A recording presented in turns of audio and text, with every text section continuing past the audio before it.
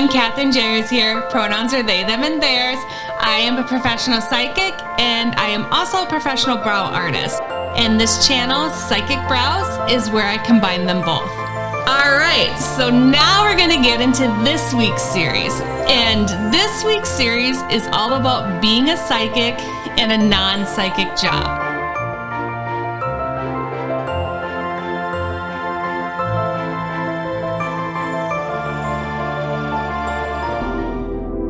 And this series has a little special spot in my heart because it happens to be one of the inspirations for why I was doing this channel.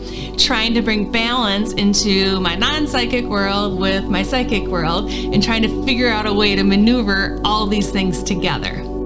So today's topic that I wanted to touch on, and I think it's kind of funny because it comes up a lot, but that's why I'm going to do it, is that people are always wondering when they find out in my non-psychic world that I'm a psychic, they immediately think that I'm reading them. And so I wanted to go into that today to explain why that just is not the case. Okay? So there's a few reasons that I just don't walk around reading people. And I may have touched on some of these things before, but I'll go into it a little bit deeper today, okay? So I have my own personal ethics when it comes to doing readings. And what that means is I do not read somebody unless I've been given permission to do so. And that permission is typically given in the form of booking a session with me, because that would mean that they're consenting for me to do that. The analogy I like to use for it is that giving somebody a reading is the equivalent of being allowed into their home. And I would not go into somebody's home unless I had been invited. I wouldn't just bust through their front door. And so that is what I mean when I say I do not read somebody unless I've been given permission to do so. That being said, I also like to always put that caveat here that obviously we all do some form of reading of our environments to function and to live. That's part of how we survive. So when you enter a new situation or meet a new person or look for, an activity you're joining in on, you're gonna read the room to see how you feel in this situation, correct? And then you would honor a lot of times, like, something didn't feel right and I knew I needed to get out of there. Or I felt a little off with this person and I felt like I needed to go. Or, you know what? I just clicked. I knew it felt so good when I met this specific therapist and I knew that we were going to work so well together. Those are just how we function and live. And that's different than digging underneath someone's layers as far as reading them. And I've had it come up where people who do know that I'm a psychic or have had sessions with me have seen me outside of that, not in a reading, and then been curious, like, oh, did you pick up something on me? And I just honest, like, if I'm not in a reading, I'm not doing that. And there's so many pieces that go into that, but this first one has to do with those ethics. I'm not gonna do that. I'm not going to delayer into someone's life unless I've been invited to do so. And I always stress, even then, I will often ask to go deeper even when we're in a reading and get permission for that as well. So first and foremost, ethics, okay? All right, the second reason that I don't just walk around giving people readings is because it takes a lot of work and focus to do that. And if I'm doing something else, I'm not doing that. And my joke that I like to tell people is I'm just too darn lazy.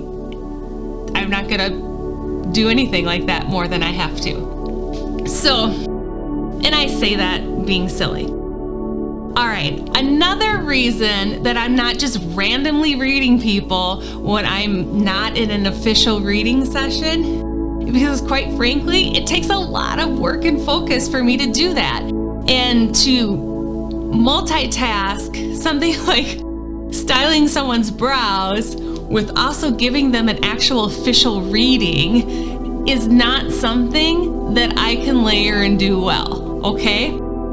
Just like it takes me focus to craft a specific style for you when I am doing something aesthetically on your face, it also takes me a specific focus to tune into the energy thread that I need to get on and put my protection shields up and put your protection shields up and connect with all the energies I need to in order to do a proper reading for you. And the joke I tell people is, quite frankly, I am just too lazy. I am not going to do that.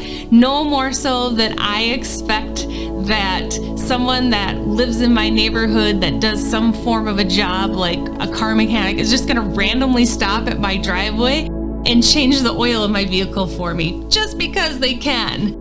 No, and I don't just walk around reading people just because I can.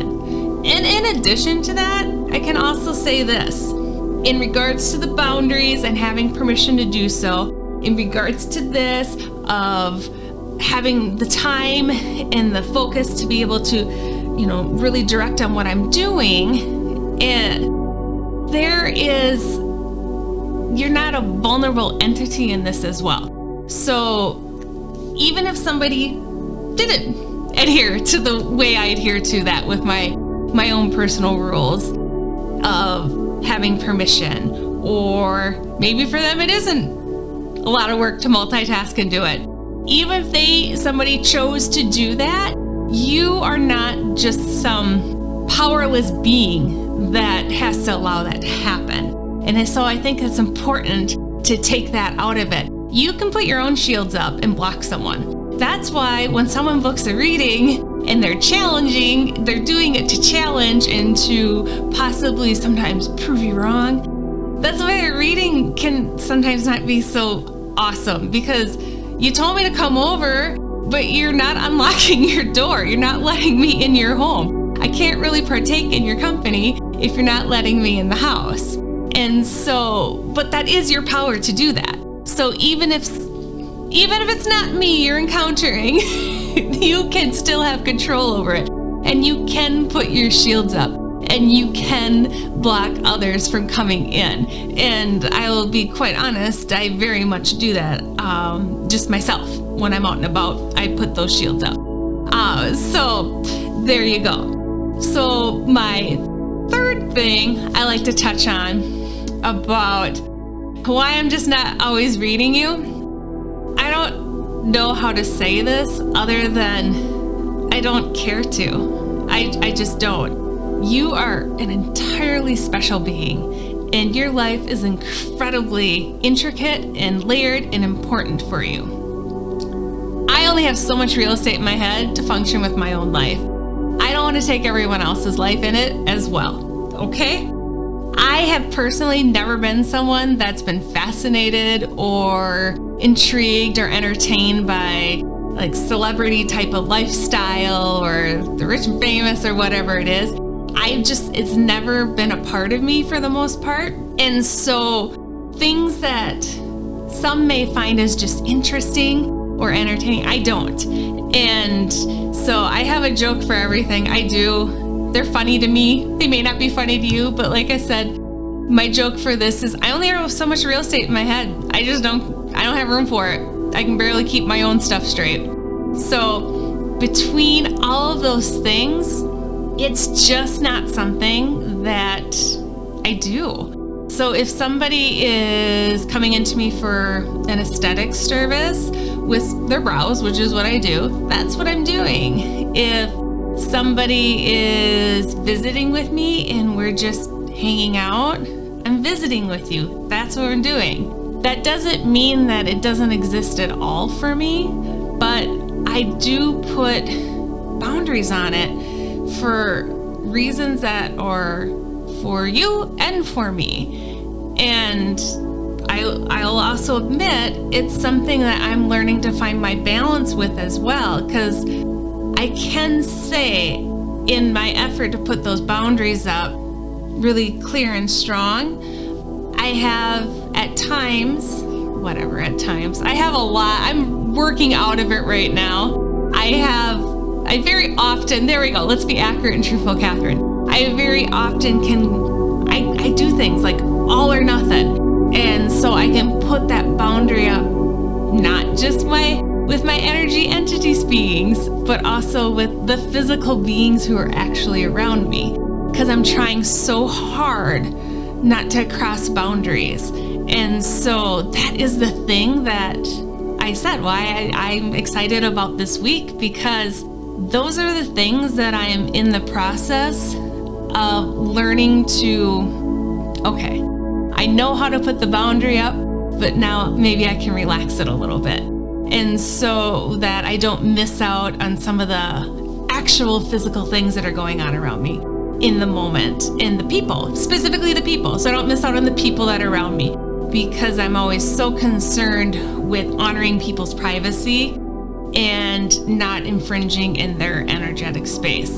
So, it's a work in progress. I'm a work in progress, and that's okay. I think that I'll get there someday. We are. I already am. Just even starting this whole channel has been wonderfully therapeutic in a sense of freeing and owning my identity as an entire being for myself. And so with all that being said, I can guarantee you this. Am I always reading you? No, I am not. If I catch myself getting a hit on something, I will connect with my guides and say, is this something I need to open myself up to more? Because they will let me know if there's something I need to more. We've kind of figured out a code with each other, and I'll go into that in other episodes. But no, I work really hard to honor my own ethics of only doing what I've been invited to do, as well as just the sheer fact that it takes me a lot of work and focus to do it. And I don't know, I do one job at a time, people. That's just how I am. And the other thing is, there's only so much space in here. I can't fit it all in. So I'm not going to be taking on anything I don't have to. I hope that you enjoyed today's session. I hope that it brought some clarity to a little bit of how it works with walking around and just reading somebody all the time or not, or what that is for me. If you have any comments or insight on it, what works or doesn't work for you, go ahead and give the video a like, give a comment to share it, and be sure to join us for tomorrow's episode, which is all about popcorn and permission, and we will get into that more. All right, thank you. I look forward to seeing you again. Hey, thanks for joining. If you like more psychic or bra-related content, remember to subscribe and hit the notification bell, and then you won't miss any episodes.